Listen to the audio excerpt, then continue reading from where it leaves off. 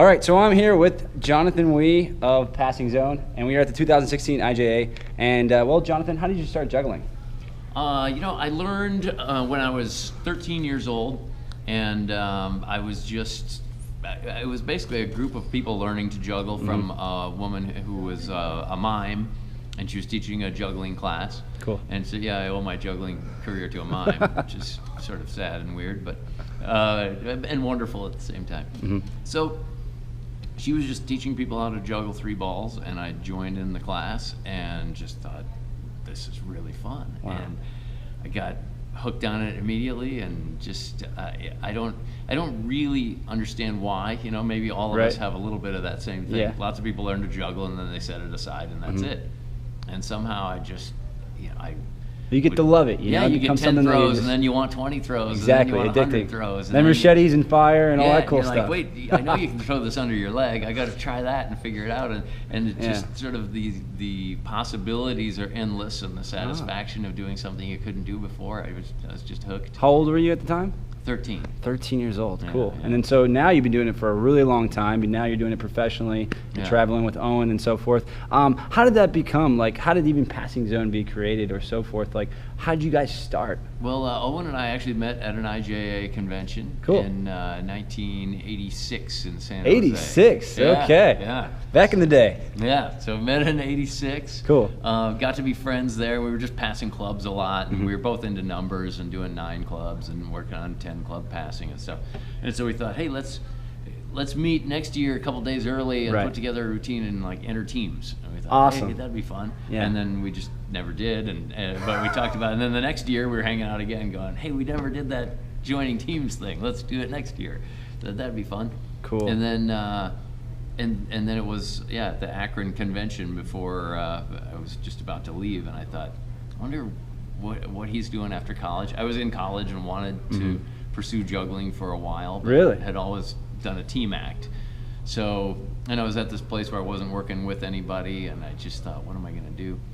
And so, just thought, well, Owen's a really nice guy, and we juggle well together. Did you guys live near each other? No, or? I'm from Minnesota, and he's in California. Okay. I was born in Minneapolis, Oh, okay, yeah, right. from Northfield. Go Gophers. Yeah, all right. Minnesota. Vikings. Vikings too, yeah. And, awesome. So I was, so we just had another conversation at the last day of the IJA. I said, what are you doing after college, and would you be interested in putting together a show? And just like that. Yeah, and he was like, or sort of like, well, you know how we've been talking about competing. Right. What about more than, what about looking beyond competitions and actually performing together? Right. What do you think? And we started talking about it and went, that could be really cool. How did that go once you guys started performing together? What was it like? It actually went well really quickly. I moved out to California, and we had already booked a few months of bookings based on our own individual contacts. So we had, I think we had 2 days or something to put together our first show before we were going to work at an arts festival in California. And immediately, after the very first show, people are coming up saying, wow, how long have you been working together? And you guys are really good.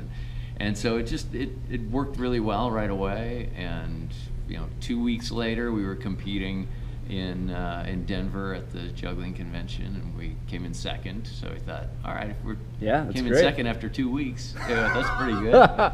And so we were off and running. Yeah, so you guys actually had something solid. I mean, to do that and compete in the next 2 weeks, how was your practicing? I mean, what is a practicing schedule for you?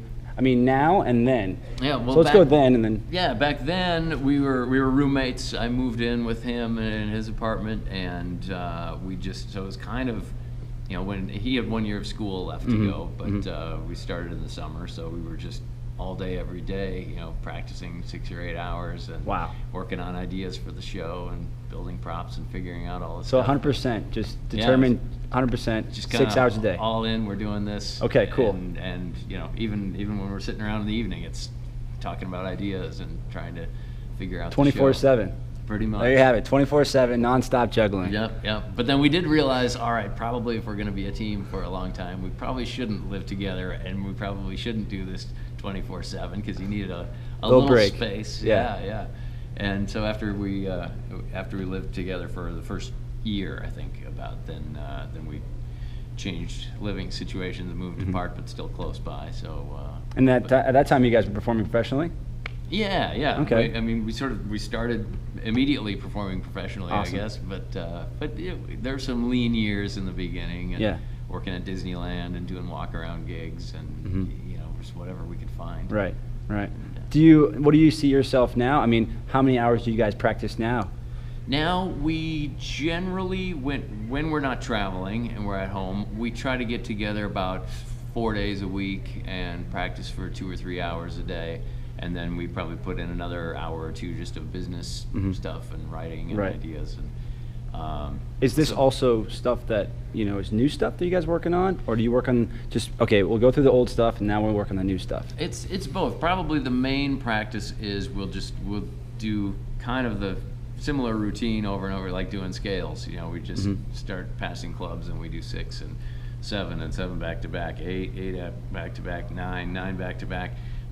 Sometimes 10 if we're feeling up to 9 it. back to back. Awesome. Yeah. So we're Cool. still doing that in practice. We Perfect. haven't really performed. They always say you should always do a harder version in practice Yeah. than your show. Do you believe that? Absolutely. Okay. Yeah. If you had someone that's watching this video that wants to someday be a professional and have the career that you guys have, what do you recommend? What kind of advice could you give them? Well, one is just expect to work hard. You have to keep at it, work hard at it, love what you're doing. It does take, well, I don't know, just a huge dedication, and you also have to kind of commit fully. A lot of people have another job or something, and they say, well, I'm going to try to get my show figured out, and then maybe quit my job and all that, and it's a pretty hard transition. Put juggling to make. part-time. Yeah, but you got to go full-time. It's pretty hard. I mean, I guess it depends on what you want. There are plenty of people juggling part-time, and they love that, so that's fine. But if you really want a career as a professional juggler, you sort of have to make that your only option, and put your back against the wall and go one direction and go all the way for it. Absolutely. But yeah, it does just take a lot of time, a lot of effort. Just try to be original, try to be creative, and try to be the best you can be, and don't cut corners, and No shortcuts. yeah, it's hard work.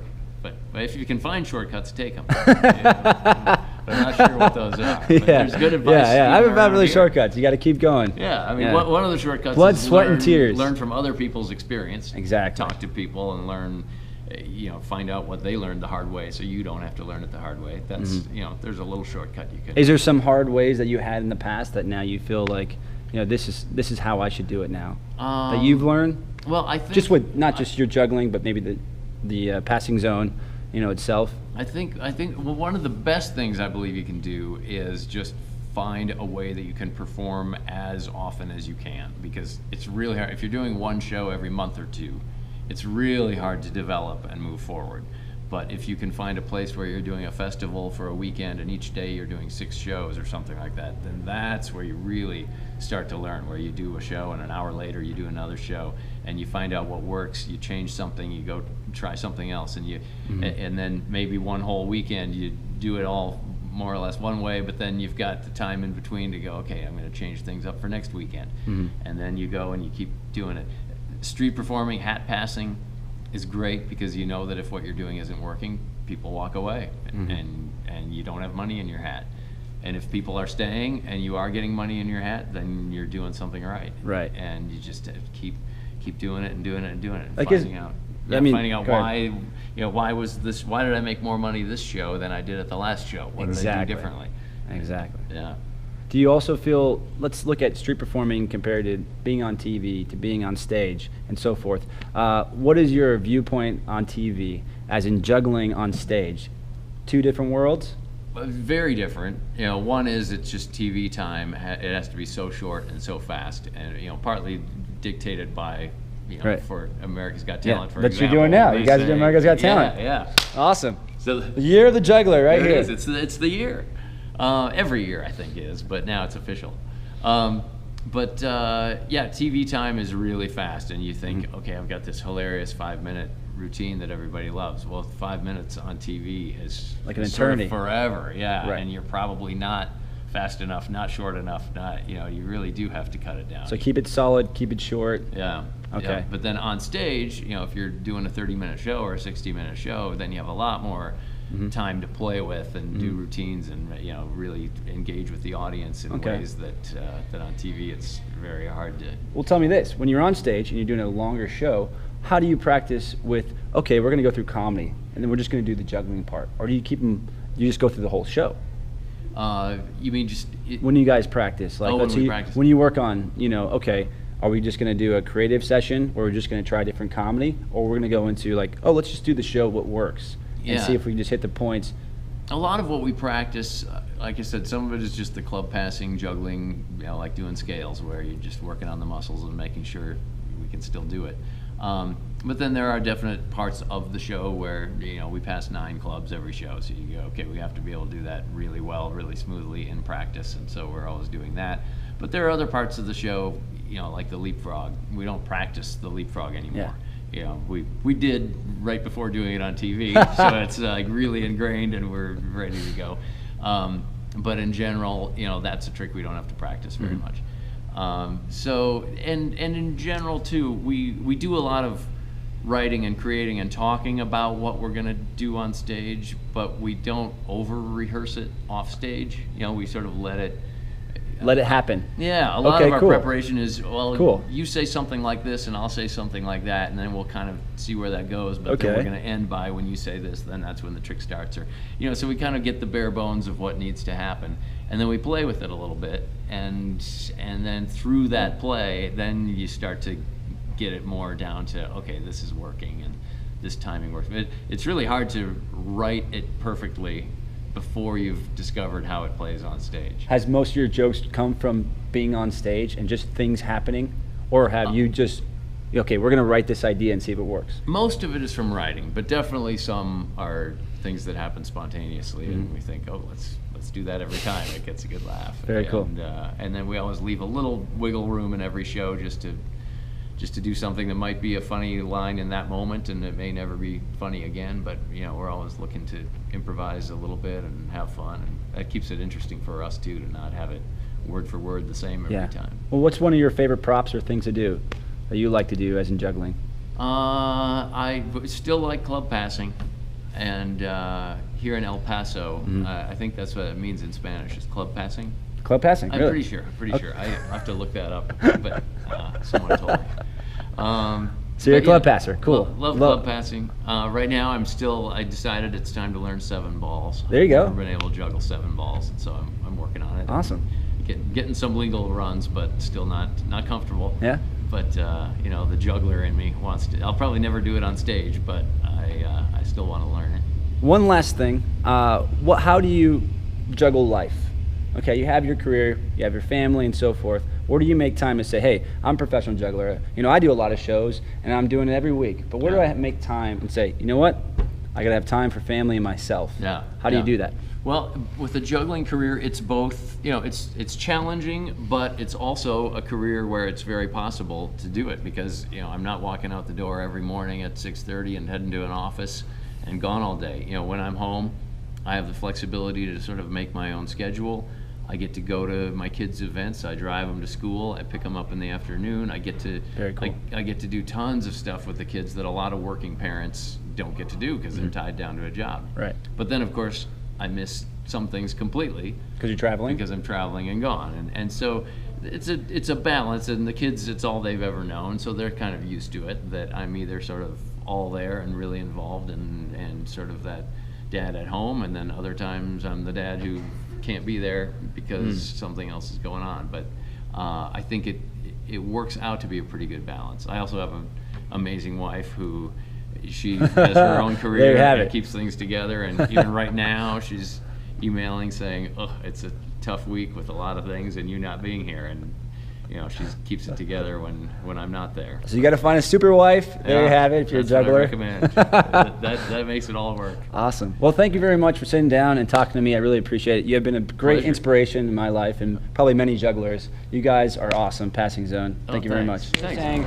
One thing you were saying was that how you can set yourself from the side of just being a regular juggler is to focus on yourself more than your props or more than what you can do to try to say, hey, I'm a great act. It's more about having the audience care about who you are. Yeah, and being, we try to be as funny as we can be and have the juggling as good as it can be. And so if we have those both at a really high level, I think that's what's really helped us. There might be people funnier, and well, of course there are people funnier, and of course there are people who are better, but there might not be too many that do both at the level that we do it. So that's always been our goal. So it's great to have that combination. Yeah, because definitely people don't care that much about juggling, but still, if you're going to be a professional juggler, shouldn't you be pretty good at it? Exactly. That's good too. Awesome. Thank you very much. All right. Appreciate it. Have a good day. One more thing I want to ask you is, what's one of the craziest stories you and the Passing Zone have had on stage? Well, let's see. I have a good embarrassing story. Okay. We were it was early in performing the Chainsaw Ballet piece. So it was sort of a brand new piece. And we were doing a college. And so we had some new costumes and stuff. And we were out there doing the thing. And we noticed a few times during the performance there was some sort of chuckles and laughs that were a little out of place. Okay. That weren't quite where we expected laughs to be, and we were sort of not quite sure what was going on. We get through the routine, and everybody seems to like it, but we're like, what was all? I don't know if you guys know, they wear tights while they're juggling a chainsaw. Yeah. To ballet music, so. Yeah. So we were in the full tights and throwing chainsaws. We get backstage, we're like, oh, that was kind of a weird reaction. And we thought, so we're changing, and I kind of look down as I'm changing at my feet, and I realize through my tights, I can see my toes. I can see my feet pretty clearly through the tights. And I thought, wait a second, and can you see through these tights? And we realized, every time we bent over, they were like black tights, but when they get stretched, everything gets a little more white. Oh gosh. And so we were like, wait a second. And then the organizer who had hired us came in and was saying, good show and everything. We said, okay, thanks. Okay, we have to ask you something. It's like, could you see through our tights? And she's like, oh yeah. So they see your butt cheeks? Yeah, every time we bent over, there were our butt cheeks as clear as day in front of the whole crowd, and they were dying laughing, and we had no idea what was happening. It was very, very embarrassing. Crazy. And one time with those tights, and they were like, okay, thicker tights. So let this be a lesson to anybody. Thicker tights. There you have it. From Jonathan Williams himself. Thanks, man. Sure. Awesome.